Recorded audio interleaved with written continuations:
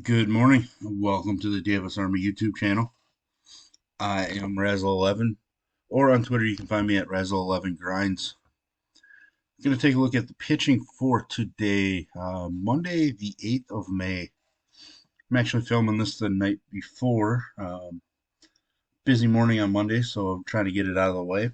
So unfortunately, I won't have access to our weather station information, but that is all right. We will take a look at this 8-game main slate for Monday.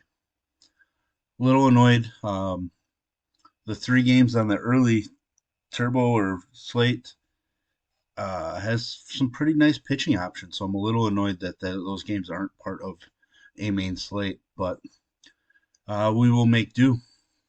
So let's take a look at what we have going on. At the top, the obvious, Zach Gallen. Feels obvious to me. Uh, should feel obvious to pretty much everybody. Home against Miami. He's yet to allow a run at home this year. He's allowed just 9 hits in 20 and a third innings at home. He's averaging a ridiculous nearly 40 DK points per game at home in his 3 starts. It's absolutely insane. He wasn't great against Texas last time out, but he wasn't horrendous either. But one thing we do know is that Miami is not Texas. He did make one start against Miami almost a month ago.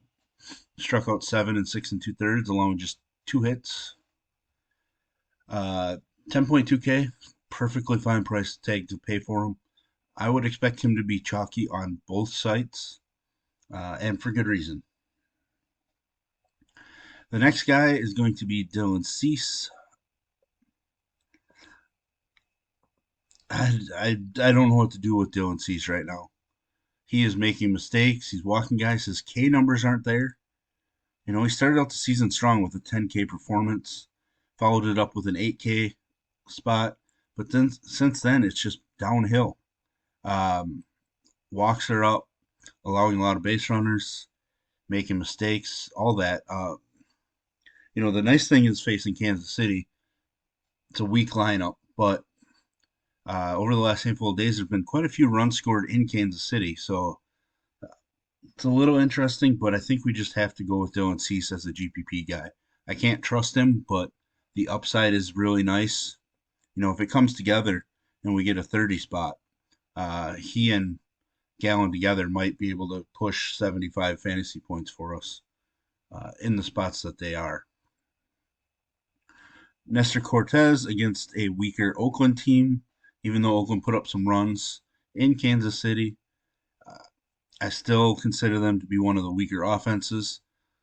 Now, they do have some guys that can get it done against left-handed pitching, and Nestor hasn't been, perfect yet, but I think we see him get back to these starts, not really these last 2.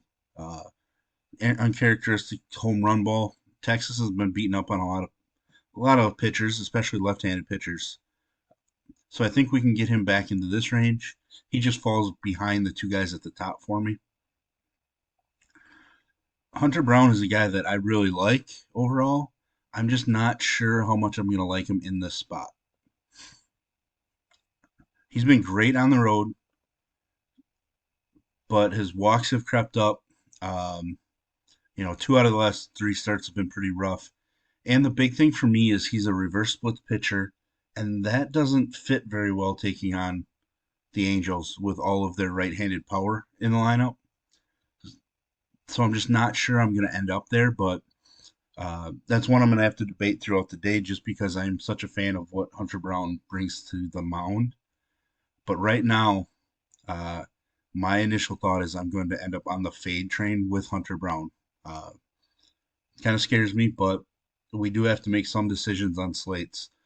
So right now, that's looking like my main one. Logan Gilbert, definitely in play. Taking on a Texas team that's scoring quite a bit right now. But I happened to look at some Vegas lines quick before I jumped on here, and this game has a 7.5 total at open. and Seattle with Gilbert are, a minus 160 favorite right now. Those numbers stand out to me quite a bit, even though Texas has been putting up runs. So I think he's a very strong GPP play because I do think people are going to ignore him a little bit, thinking that Texas is just always going to score 10 plus runs at this point. I may end up on the fade of Stroman. It kind of depends on the weather in Chicago. I see that Stroman and the Cubs are minus 145 favorites at open. But as usual in Wrigley, the total doesn't post right away just because weather affects Wrigley Field games more than basically any park in baseball. I don't think that Stroman's like this 25 to 29 fantasy point guy like he was to begin the season. He's only had one real bad outing, but I also don't know that his Ks creep up much above 5, going forward. He is an extreme ground ball pitcher. But if you read my content over the weekend, I believe that St. Louis was on the verge of breaking out, and they actually did on Sunday, helped by Goldschmidt and his 3 home runs, but they still broke out as an offense. So depending on the weather, like Stroman could be a fade for me as well. He could join Hunter Brown in the fade slot. Next guy we're going to kind of talk about is going to be DeSclafani. Great matchup at home. Pretty solid price point. I envision that he's going to be pretty popular, especially in cash games, probably as an SP2.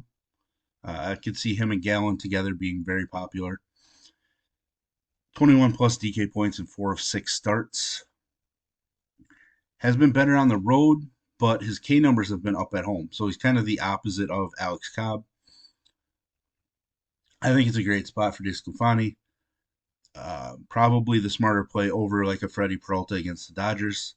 I know I skipped over Peralta. He's somebody that I'm probably going to be interested in, but it's not going to be somebody I'm going to prioritize to make sure I get a ton of exposure to. Scrolling down, I'm not really interested in much else. It's going to be quite a few guys down here that I'm just going to go with the fade on. Sandoval is somebody I generally like to play, and I may get there, but I can't guarantee it right now. I have to dig in a little bit on Houston, but I'm pretty sure they've been better against left-handed pitching than right-handed pitching so far. So that's a little worrisome. K numbers aren't really there. Walks are up a bit. He's an interesting guy. He is an underdog, and it came with an 8.5 total, but he's still interesting, but it may not be enough for me to want to go there. And then everybody else, not really all that interested. Tony Gonsolin, now that he's stretched out to 80, probably should go 90 to 95 pitches against a Milwaukee team that's been pretty weak offensively, even though they did wake up a little bit against San Francisco Sunday. Maybe he's an option. Looks like it's an even line right now. He just doesn't have a ton of upside right now. Ks aren't there. I think there's just better options. So he's just somebody that I feel like could garner some ownership that I just don't know that I'm gonna go there. So looking at it, we're pretty much staying in the 8,100 and above range on this slate. General people just want to jam a stars and scrub, SP2 in so that they can get one extra bat. I am somebody that just does not play that way. The cheap bats have a chance to do just as well as the expensive ones. Cheap pitchers generally can't match the ceilings of the expensive guy. There's just a huge talent gap between the top and bottom at pitching on any given slate, and it's much narrower for hitters. So there we have it. There's the look at Monday's pitching options. If you like what I bring to you, please hit the like button, hit the subscribe button, and bang that notification bell. Lets you know whenever we drop any videos here at DFS Army. If you want to join us at DFS Army and check out all of our tools. Join us in Discord. Use promo code RAZ. That's Raz for 10% off. I will put links in the description below. And as usual, best of luck, everybody.